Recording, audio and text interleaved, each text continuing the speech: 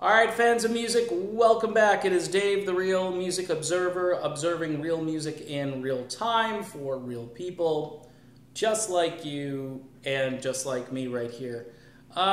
Quick housekeeping note or two.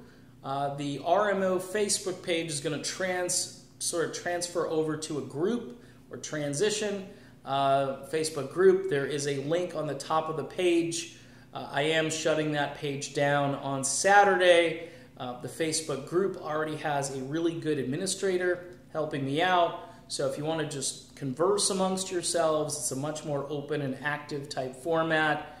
You don't have to wait for me to post things. You can post your own things. I think there is an approval process that is basically we look at it, does it look decent, and then we say yes. Yours truly will be an admin over there, but I won't be spending as much time involved with just chatting back and forth. It's just, there's really not enough time for me to do that with the things I've got to do both here and, in my own personal life. So that's just something I'm doing. I think it might make it easier, and it might make just the trolls go away. Hey, if you want to troll me, it's fine. I've got folks who are definitely out there who are going to have my back, which is really cool.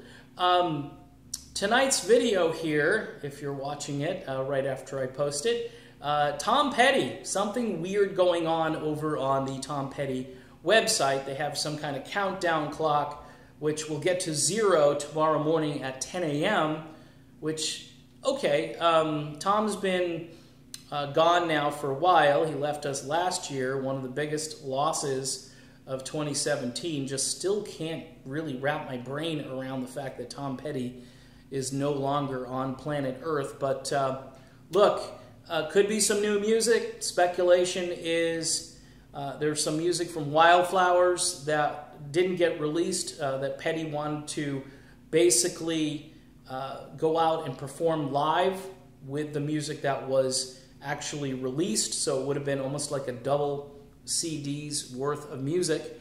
It could be the fact that maybe some other Heartbreakers are joining Fleetwood Mac. I doubt that. Maybe they're going to revive the Heartbreakers band somehow.